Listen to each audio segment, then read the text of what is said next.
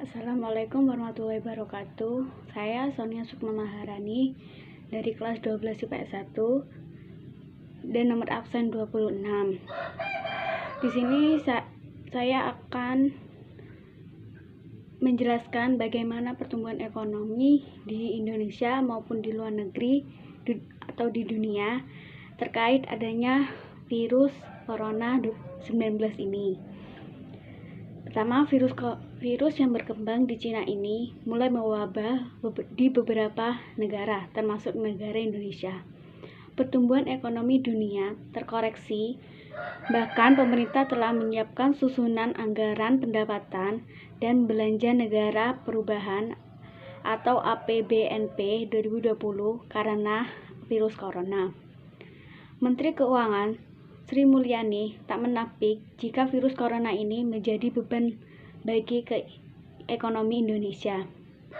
Beberapa sektor seperti pariwisata dan perdagangan perlahan mati karena terinfeksi virus corona ini. Berikut beberapa pandangan Sri Mulyani mengenai COVID-19. 1. Dampak ke pariwisata dan perdagangan. Beliau mengatakan perekonomian di dunia dan Indonesia terdampak penyebaran virus corona. Bahkan proyeksi ekonomi dunia direvisi dipangkas karena pandemi corona. Sementara dampak ke ekonomi Indonesia dimulai dari sektor pariwisata. Mantan Direktur Pelaksanaan Bank Dunia ini menjelaskan, selain sektor pariwisata, ada sektor perdagangan ekspor-impor yang terganggu. Yang kedua, adanya krisis kemanusiaan akibat corona. Pandemi virus corona ini bahkan sudah mendapatkan perhatian dari negara-negara G20. Seluruh negara yang tergabung di dalamnya mencari agar pandemi corona ini tidak menimbulkan dampak lebih pada perekonomian. Yang ketiga, adanya pelemahnya rupiah. Dampak virus corona ini sudah mulai terasa bagi perekonomian bagi negara ini. Salah satu contohnya adalah terus melemahnya nilai tukar rupiah hingga saat ini sudah mendekati angka Rp17.000 per US dollar. Yang keempat, adanya ekonomi global terkoreksi. Dana Moneter Dunia atau International Monetary Fund atau IMF bahkan memprediksi jika ekonomi global timbul negatif pada tahun ini.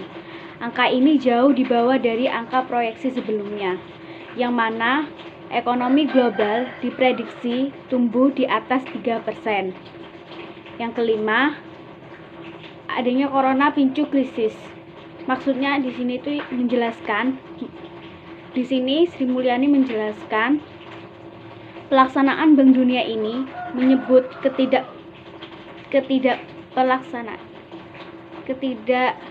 ekonomi global akibat COVID-19 ini bisa menimbulkan krisis seperti 2008 lalu.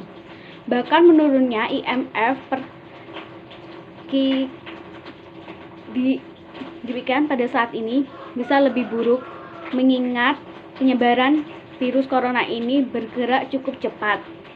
Yang keenam, corona tekan ekonomi RI. Maksudnya itu corona tekan ekonomi rakyat Indonesia.